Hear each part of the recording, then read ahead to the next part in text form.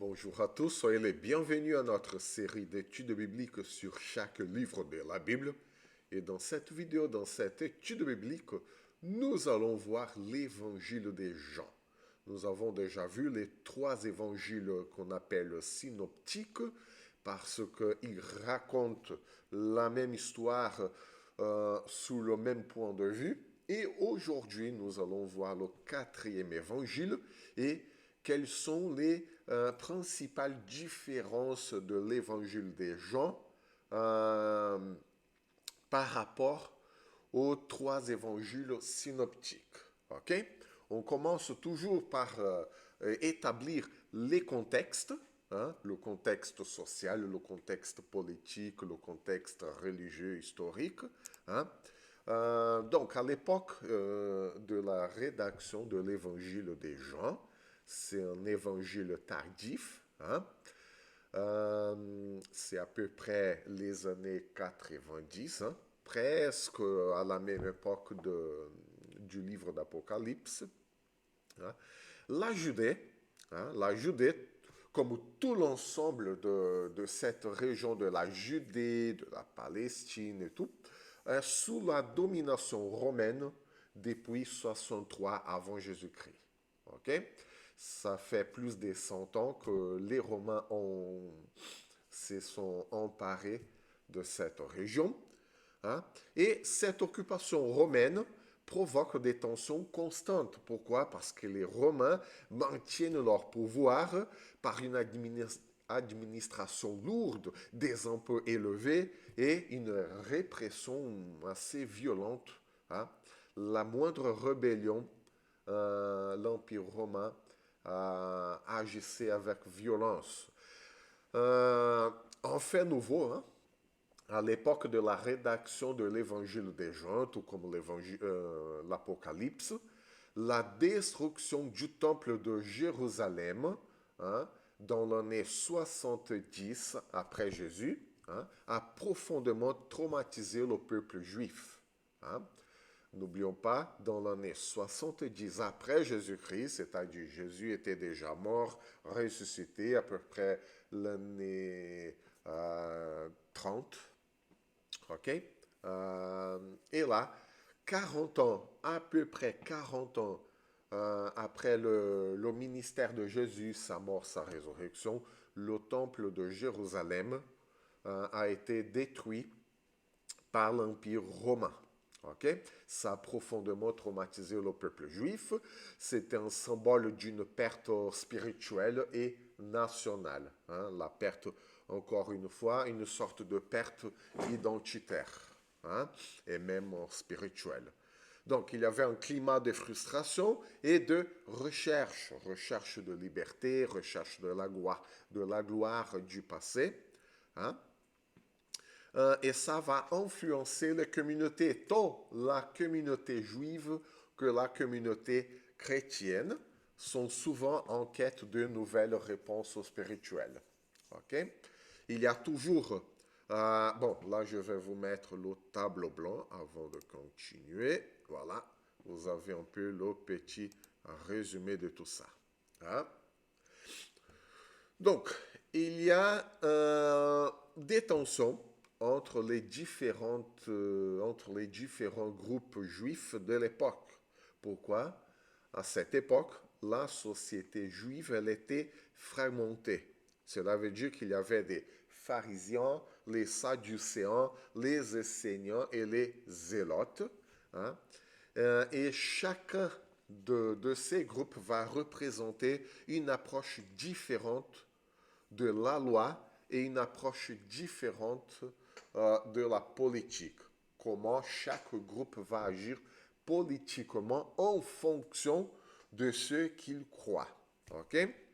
Avec une foi différente, une approche différente par rapport à la loi de Moïse, par rapport à l'Ancien Testament.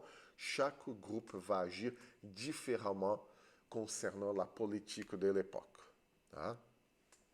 Les pharisiens vont interpréter la loi de manière flexible, hein, flexible pour eux, hein, parce que leur flexibilité, la flexibilité des pharisiens, n'était pas du tout flexible pour le peuple. Hein.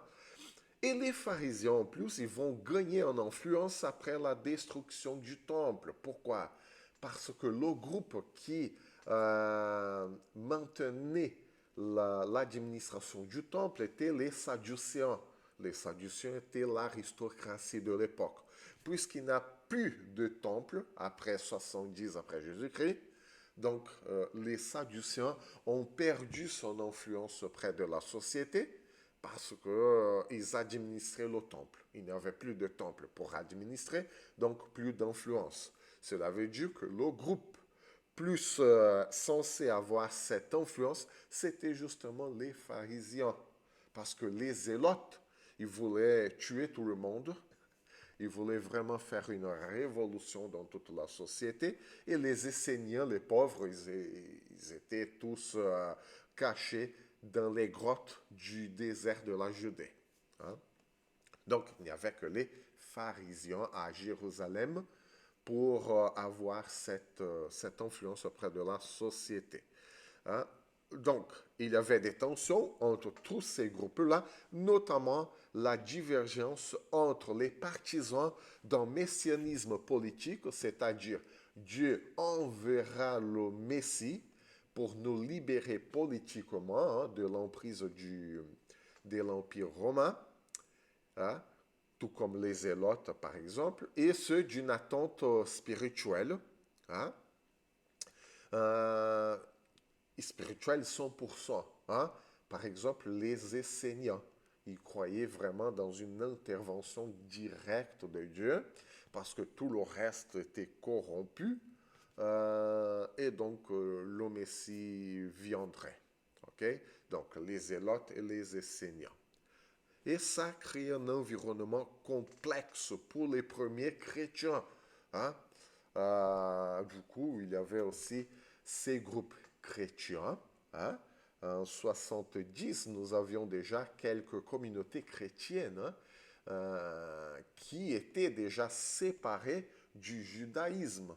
Hein? N'oublions pas que les premières communautés chrétiennes ont été fondées par Paul vers les années 50, disons, hein, à peu près. Hein, ça se discute. Donc, ça faisait presque 40 ans qu'il y avait des communautés chrétiennes. Et au tout début, les chrétiens, ils n'étaient formés que par des juifs. Donc, il y avait, pour ainsi dire, un cinquième groupe juif à cette époque-là. Hein. Et donc, l'évangile des gens s'adresse à une communauté qui va naviguer entre toutes ces tensions, hein, les juifs, les chrétiens et tout, et il va tenter de définir son identité vis-à-vis du judaïsme qui dominait cette époque-là, le cadre religieux dominé par le judaïsme. Il y avait aussi l'influence de la culture grecque, qu'on appelle la culture hellénistique. Hein? La culture grecque, malgré l'emprise de l'Empire romain, hein, l'Empire romain a gardé une bonne partie de la culture hellénistique, hein, la culture grecque, et elle va s'imposer par les conquêtes d'Alexandre le Grand, hein, à peu près 300 et quelques avant Jésus-Christ, et elle va être adoptée partout dans l'Empire romain. Et ça va influencer aussi la pensée juive, et pourquoi pas la pensée chrétienne aussi. La langue grecque est couramment parlée. Les évangiles ont été écrits en grec, hein, notamment dans toutes les régions urbanisées, et les idées philosophiques grecques façonnent la pensée religieuse de l'époque. Il faut dire que la pensée chrétienne, la systématisation de la foi chrétienne, elle a été faite sous la base de la philosophie grecque, c'est-à-dire la façon de penser, de réfléchir la foi, hein, quoique issue du contenu de la foi juive dans l'Ancien Testament, elle a été organisée selon la pensée grecque. Tout le Nouveau Testament est formé par cette structure grecque en ayant le contenu hébreu Ancien Testament. OK? Donc, voilà un peu le contexte social, culturel de l'époque. Hein. Et Jean, il doit se rendre compte de tout cela pour transmettre son message. Hein. Donc, après la destruction du temple, le judaïsme va subir une redéfinition sous l'influence pharisienne qui est devenue dominante et les chrétiens, qui étaient initialement une secte juive, sont de plus en plus exclus de synagogues. Hein? Et ce schisme progressif, qui va être parfois douloureux, amène la communauté de disciples des gens, qu'on appelle la communauté joanique, hein, à renforcer sa propre identité.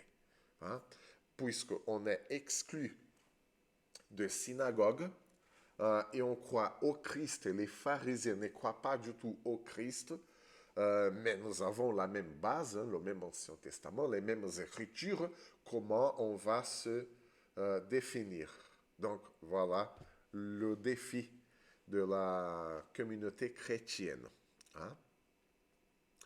En plus, ça commence aussi, la persécution commence à grandir. La persécution par les Juifs et la persécution par l'Empire romain. Hein? Et là, nous arrivons aux objectifs théologiques littéraires des gens, parce qu'il avait quelque chose dans sa tête lorsqu'il a écrit son évangile. Hein. Et contrairement aux évangiles synoptiques, Matthieu, Marc et Luc, l'évangile des Jean se distingue par une théologie beaucoup plus développée de la divinité de Jésus. Ça s'explique parce que c'est un évangile beaucoup plus tardif. Les chrétiens étaient déjà au courant de la mort, de la résurrection de Jésus. Elles se sont organisées autour de la résurrection de Jésus. Et donc, Jean doit tenir compte d'une théologie beaucoup plus développée de la divinité de Jésus et dans un style beaucoup plus méditatif, hein, beaucoup plus réflexif. Et Jean met un fort accent sur l'identité de Jésus comme le Fils de Dieu. Hein, et c'est une réponse à une question fondamentale à l'époque de l'identité chrétienne dans un contexte de rejet par les Juifs et de persécution par les Romains. Hein? Nous sommes des chrétiens, ok? Nous suivons le Christ. C'est qui ce Christ? Et Jean va dire, il est le Fils de Dieu, il est Dieu lui-même, sa nature divine. Hein? Donc, c'est pour ça que Jean va souligner tous les signes miraculeux de Jésus et il va montrer en même temps des discours approfondis pour montrer la sagesse, la profondeur du discours de Jésus. Hein? Nous ne trouvons pas dans les autres évangiles ce discours approfondi de Jésus. Hein? Et Jean va chercher à encourager la foi en Jésus comme la seule voie, la voie unique vers la vie éternelle, hein, tout en dialoguant avec les philosophies et croyances de son époque. C'est pour ça que Jean commence par dire que Jésus est le logos, Jésus est le verbe de l'époque, parce qu'il y avait un courant philosophique grec qui parlait du logos. Hein? Et donc Jean va profiter de cette connaissance de la philosophie grecque de l'époque pour dire, ce logos-là dont vous discutez, c'est Jésus. Et Jésus est Dieu. Jésus est le Fils de Dieu. Jésus a une nature divine. Donc, voilà. Ainsi, l'évangile des Jean répond à une époque marquée par des tensions identitaires, des tensions spirituelles, des tensions sociales. OK? Et là, nous pouvons parler de la structure de l'évangile des Jean. Pourquoi? Parce que lorsqu'on étudie la structure de l'évangile des Jean, nous pouvons mieux comprendre ce qu'il a voulu transmettre à cette génération des chrétiens qui qui vivait en plein milieu de toutes ces tensions. OK? Donc, l'évangile de Jean présente une structure littéraire unique et bien délimitée. OK? Donc, cette structure, hein, la structure réfléchie par Jean dans son évangile, cela veut dire que Jean, il ne s'est pas assis sans avoir quelque chose dans sa tête, dans son cœur. Hein? Il ne s'est pas assis en disant, bon, je vais commencer à écrire et bon, on va voir ce que ça va donner. Non, il avait déjà une structure en tête. Il avait déjà un fil rouge à suivre. OK? Et donc, c'est pour ça que l'évangile de Jean présente une structure littéraire unique et bien délimitée. Pourquoi? Parce qu'elle a été conçue pour servir aux objectifs théologiques des gens. Quel était son objectif théologique? Hein? Montrer l'identité divine de Jésus. Montrer son rôle de médiateur entre Dieu et l'humanité. OK? Donc, voilà les grandes sections de l'évangile des Jean. Hein? L'évangile des Jean présente 4 grandes sections. La première, il s'agit du prologue, hein? L'introduction. Hein? Ça va jusqu'au verset 18 du premier chapitre. Hein? C'est plutôt une introduction poétique et philosophique à la fois qui présente Jésus comme le logos ou le verbe. Parce que logos, en grec, ça veut dire verbe ou même parole. Hein? Jésus est le verbe, Jésus est la parole incarnée. C'est très, très important de dire que Jésus est incarné. Hein? En Dieu devenu chair et os. Hein? Ce passage, hein, le prologue, est une synthèse théologique fondamentale qui pose l'idée de Jésus comme lumière et vie pour l'humanité. Hein? Cette parole incarnée représente la vie et représente la lumière de toute l'humanité. L'humanité, elle est illuminée par la parole. Mais pas seulement une parole dite, mais une parole que nous pouvons toucher. Hein? Voilà la profondeur de la théologie des gens. Il commence fort. Hein? Comment est-ce qu'on peut toucher une parole? Voilà, on touche Jésus, on touche la lumière, on touche une parole qui est devenue vivante, qui est devenue un être humain. Ensuite, nous avons le livre des signes. Attention, voilà une grande différence par rapport de l'évangile de Jean par rapport aux évangiles synoptiques.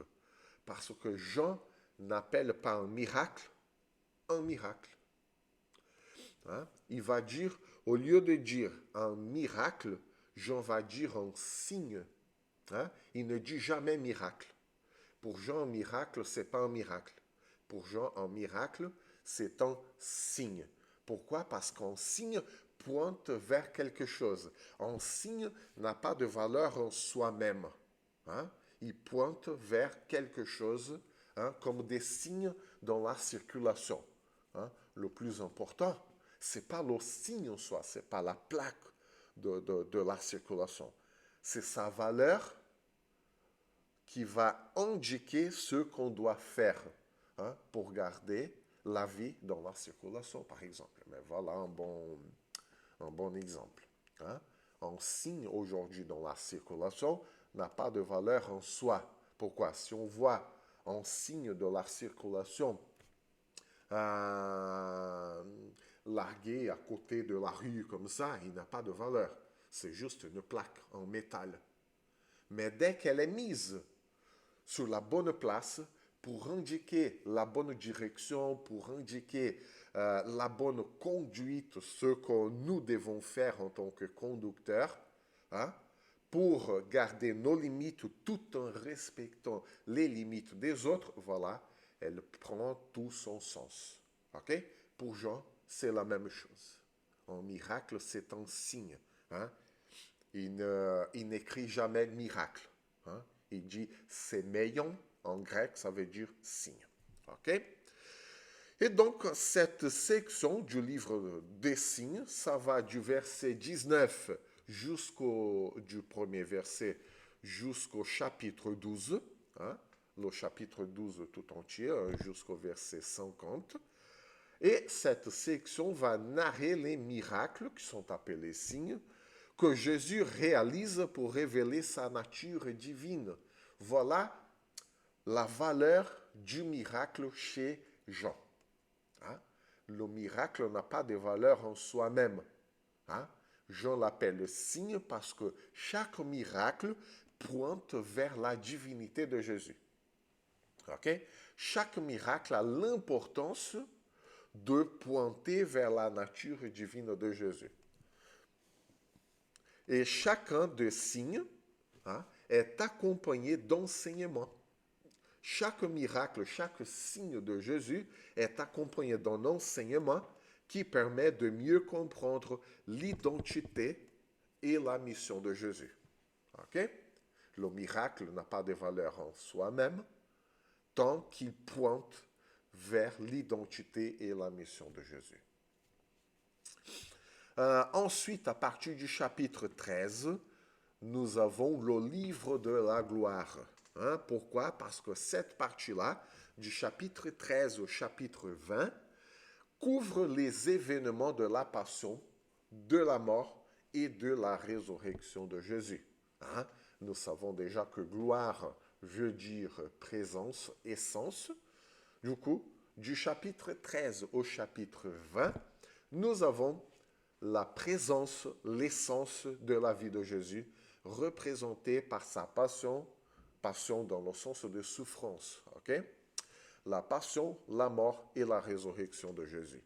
Jean va mettre l'accent sur la gloire de Jésus, sur la présence de Jésus qui a été manifestée par son sacrifice et sa résurrection en triomphant sur la mort. Voilà, la présence de Jésus dans ce monde, la présence de Jésus dans toute l'éternité a été manifestée dans sa mort et dans sa résurrection. Ok? Voilà pourquoi on parle du livre de la gloire. Hein? Ça montre la présence de Jésus.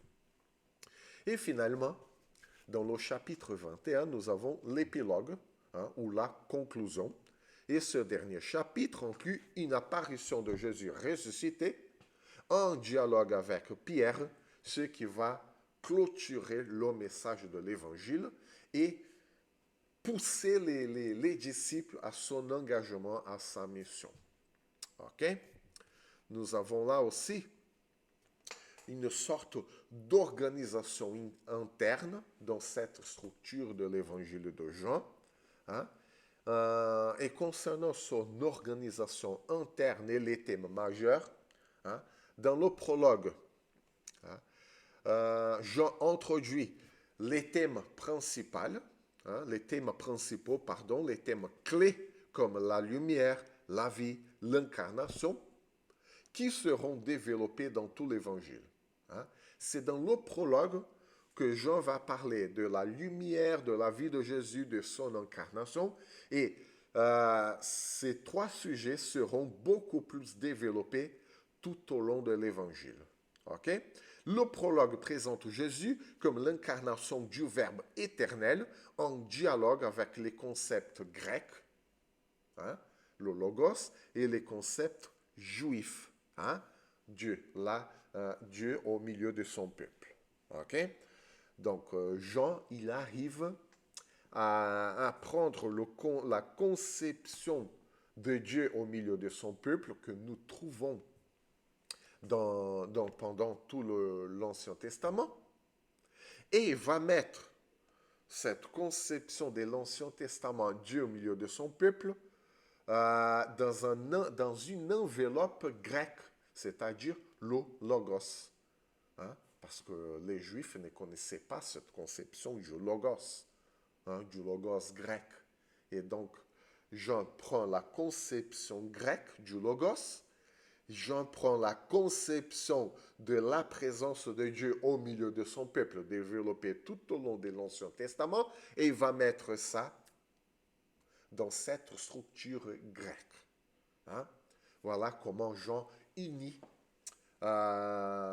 deux mondes complètement différents, le monde grec, le monde hébreu, pour former une théologie solide pour présenter la divinité de Jésus.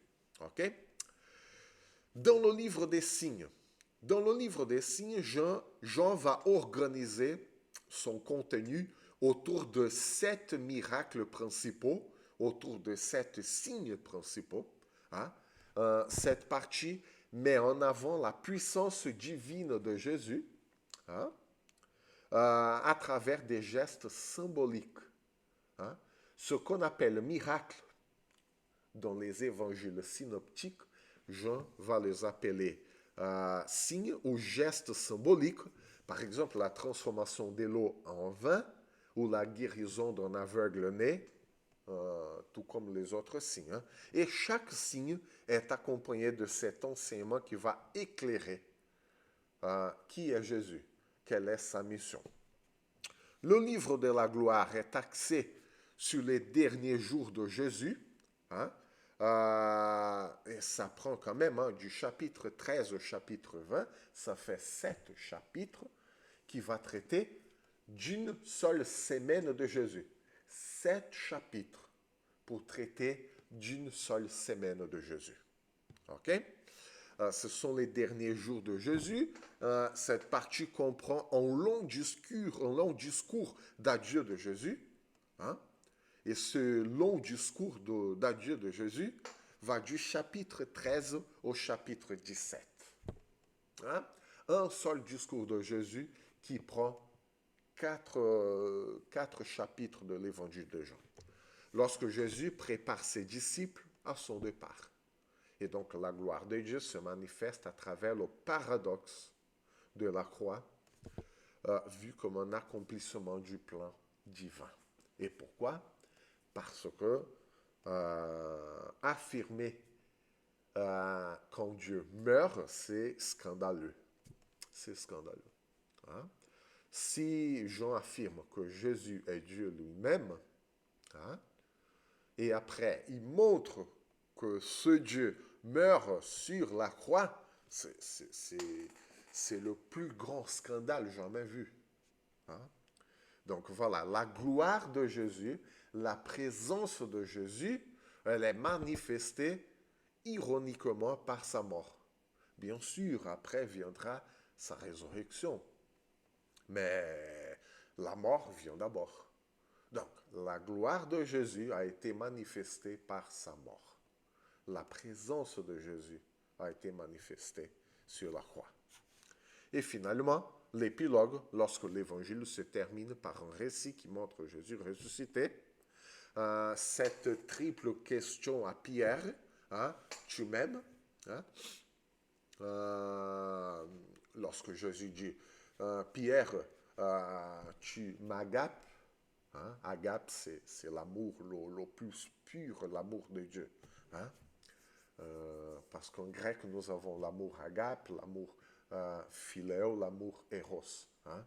L'amour agape, l'amour divin de Dieu, l'amour grosso modo, hein, parce qu'il y a plusieurs subtilités. Hein? Nous n'avons pas le temps de développer ça dans cette étude biblique. Hein? Agape, amour de Dieu, philéo, amour d'une amitié, et amour eros, l'amour sexuel, l'amour qui va attirer l'attention de l'autre. OK?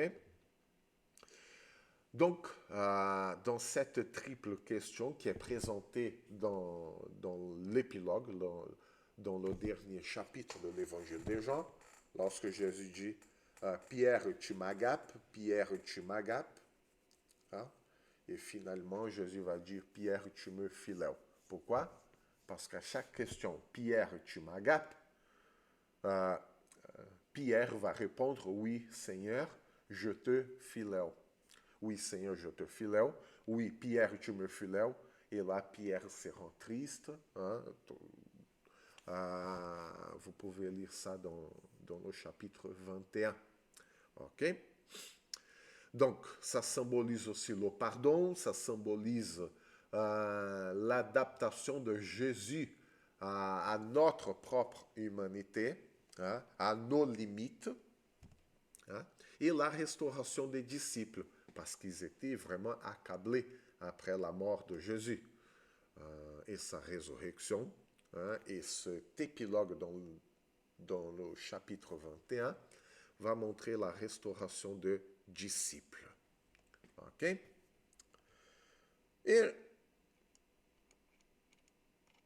Et là, nous avons aussi certaines particularités littéraires par rapport aux évangiles synoptiques. Hein? Contrairement aux évangiles synoptiques, Jean va suivre une progression théologique plus qu'un simple ordre chronologique. Hein? Dans les évangiles synoptiques, nous avons des récits qui se suivent les uns après les autres.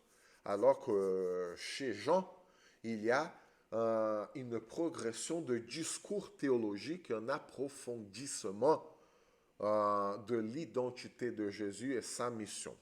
OK? Il va développer des métaphores. Hein? Je suis le pain de vie, je suis la lumière du monde, je suis le bon berger. Toute une série de je suis. Hein? Pour faire aussi, pour s'appuyer aussi sur l'Ancien Testament. Lorsque Dieu lui-même dit je suis. OK? Voilà donc la subtilité que nous ne trouvons pas dans les autres évangiles. Hein? Les dialogues et les discours de Jésus dans l'évangile des Jean sont beaucoup plus longs, sont plus denses, sont d'une certaine façon sont plus spirituels et pourquoi pas plus philosophiques. Hein? Ce qui donne à l'évangile des Jean une atmosphère plus contemplative qui invite le lecteur à une réflexion profonde sur l'identité divine de Jésus. OK? Et là, voilà une des principales différences de l'évangile, les différences littéraires de l'évangile des Jean par rapport aux autres évangiles. Hein? Et Jean le fait exprès. OK?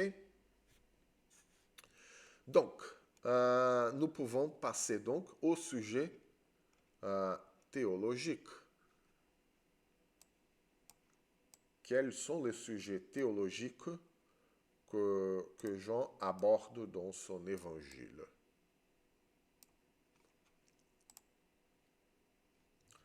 Donc, le premier, hein, la divinité de Jésus, hein, et son implication pour la christologie. Cela veut dire, les chrétiens, ils étaient confrontés à la persécution par l'Empire romain, au rejet par les Juifs, et ils étaient disciples du Christ. OK, mais pourquoi nous suivons ce Christ? Et pourquoi nous devons subir le rejet des uns, la persécution des autres? Qui est ce Jésus-là? Hein? Il faut se poser la question. Hein? Qui est cet homme, ce Dieu auquel nous suivons? Hein? Et donc, c'est pour ça que Jean va développer ce thème central dans son évangile, qui est l'affirmation de la divinité de Jésus. Dès le prologue, Jésus est identifié comme le Logos, le Verbe éternel de Dieu. Voilà, Jésus est éternel, hein? Jésus est préexistant et Jésus est même l'agent de toute la création. Ça, on ne voit pas dans les autres évangiles. Jésus était là lors de la création. Et ce thème est renforcé par les déclarations explicites de Jésus. Tout au long de l'évangile, nous voyons des expressions comme « je suis le pain des vies, je suis le pain de la vie, je suis la lumière du monde, je suis la résurrection et la vie. Hein? » Il fait un rapprochement avec Dieu dans l'Ancien Testament. Hein? Je suis. Okay? Et toutes ces déclarations vont contribuer à une christologie élevée, c'est-à-dire Christ est Dieu lui-même. Vous, les chrétiens, vous êtes persécutés parce que vous suivez Dieu lui-même. Hein? Jean affirme que Jésus est à la fois pleinement humain et pleinement divin, source de vie. et source de salut. OK? Voilà.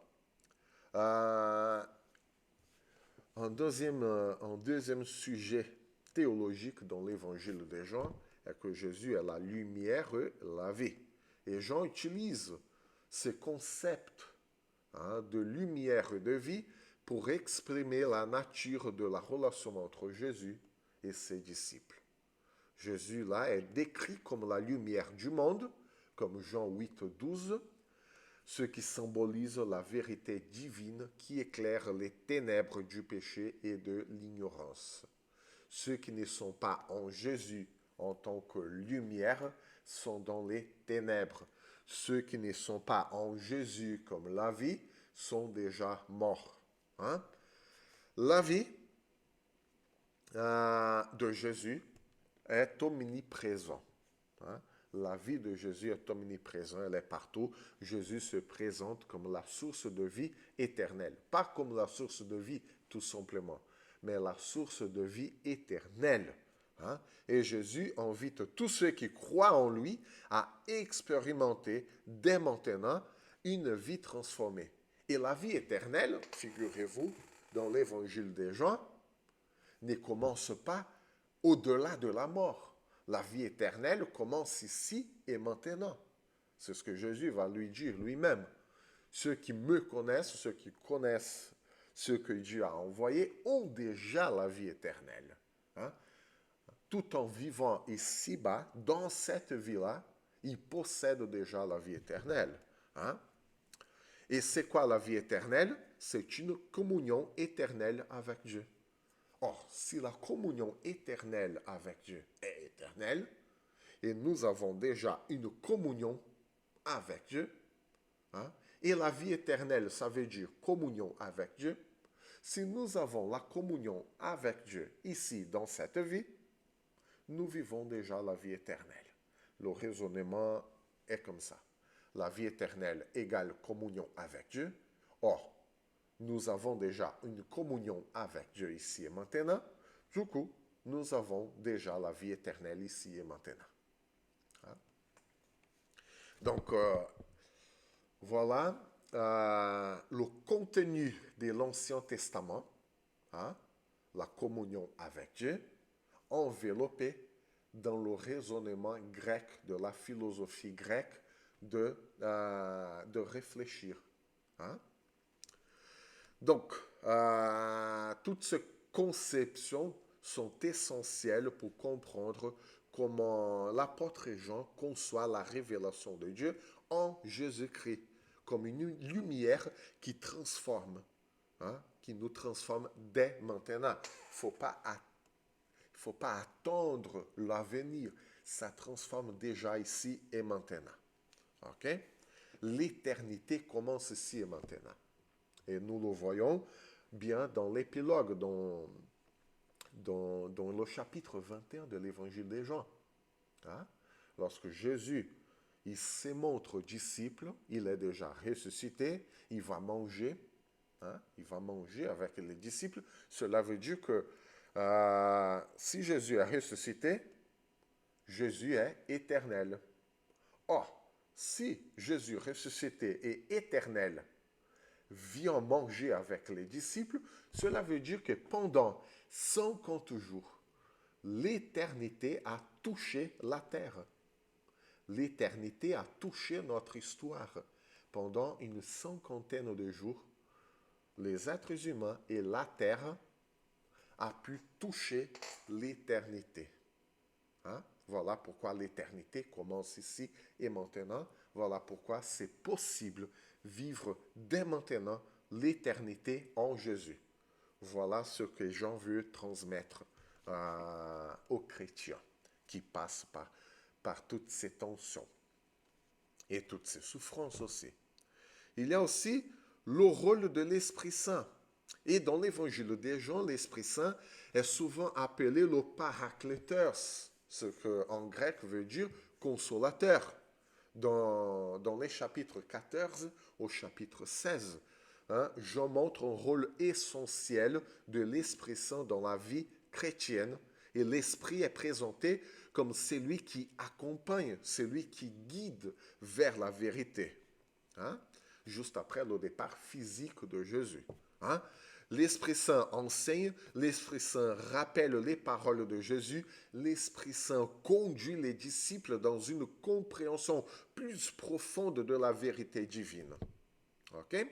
Et Jean va affirmer aussi que l'Esprit Saint est la présence continue de Dieu lui-même dans chaque chrétien. Hein? Jean y présente aussi l'amour et l'unité dans les relations entre Jésus et les disciples. Hein? Et l'amour est fondamental dans l'évangile de Jean et ça incarne, ça concrétise même la relation entre le Père, Jésus et les disciples. Hein?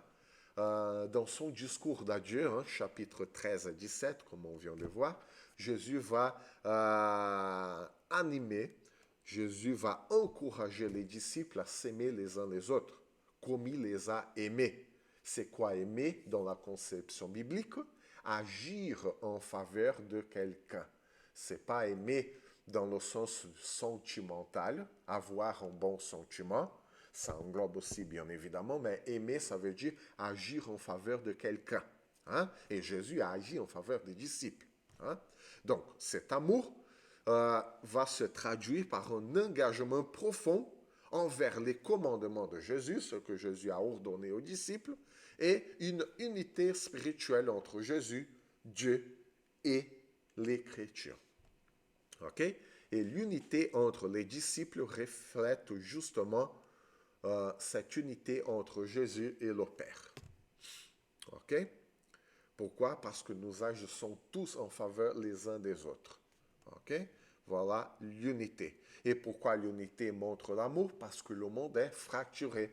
Parce que chacun ne veut qu'agir en bénéfice propre, alors que les chrétiens agissent en bénéfice des autres. Voilà la valeur de l'unité et l'amour. Et pourquoi l'amour crée l'unité? Parce qu'agir en bénéfice propre fracture, fragmente le monde. Mais si nous agissons tous en faveur les uns des autres, ça nous unit. Hein? Voilà pourquoi l'amour est le fondement de l'unité. Il y a aussi la mission et le témoignage de Jésus, hein, sont également centraux dans l'évangile de Jean. Et Jésus est envoyé par Dieu le Père pour révéler Dieu au monde. Et Jean appelle les disciples de Jésus à participer à cette mission. Les chrétiens sont participants à la mission du Christ lui-même. Hein? Et tous ces récits, les signes, les enseignements de Jésus montrent comment Jésus prépare ses disciples à devenir des témoins de son message. Hein? Jésus envoie finalement ses disciples dans le monde, hein, dans le chapitre 20, verset 21 notamment. Et Jésus va leur confier la mission de poursuivre son œuvre. Hein? Et la mission chrétienne, elle est perçue justement comme une extension de la mission de Dieu. On dit parfois la mission de l'Église, la mission de l'Église, la mission de l'Église, mais ce n'est pas ça. Il faut parler de la mission de Dieu, dont l'Église y participe. Hein? Donc voilà. Et c'est quoi cette mission? Le témoignage de l'amour et de la vérité de Dieu dans un monde en besoin de salut, dans un monde en besoin d'unité et d'amour. Les chrétiens témoignent de cet amour, de cette vérité. Hein? Il faut dire que vérité aussi, dans la Bible, ce n'est pas le contraire de mensonge. Vérité, c'est le contraire d'illusion. C'est quoi l'illusion du monde? L'illusion que nous pouvons vivre à part de Dieu, que nous pouvons penser qu'à nous-mêmes pour améliorer le monde, pour améliorer notre condition de vie, alors que c'est faux. C'est une illusion. Parce qu'une illusion n'a pas de substance en soi, une illusion se défait. Et chaque fois que l'humanité a essayé de combler son propre besoin à part de Dieu, à part de l'amour de Dieu, ce projet humain s'est effondré comme une illusion. Ça ne subsiste pas. Alors que la vérité de Dieu, hein, Jésus dit, sans moi, vous ne pouvez rien faire. Hein, il faut restaurer la relation de l'humanité avec Dieu le Père. Ça reste éternellement. Et ça, c'est une vérité. Vérité, c'est ce qui reste. Hein. Une illusion, c'est ce qui se défait avec le temps. Ça ne subsiste pas. Voilà pourquoi les chrétiens témoignent de l'amour de Dieu, c'est-à-dire de l'action de Dieu en faveur de l'humanité, et témoignent de la vérité de Dieu. Pourquoi? Parce que l'illusion humaine ne subsiste pas, alors que ce que Dieu nous montre, ce que Dieu nous enseigne, ce que Dieu fait pour nous, subsiste éternellement. Donc voilà l'évangile de Jean, cette introduction et ces différences par rapport aux évangiles synoptiques. On s'arrête là pour notre étude d'aujourd'hui. Donc, à la prochaine étude biblique, à la prochaine vidéo.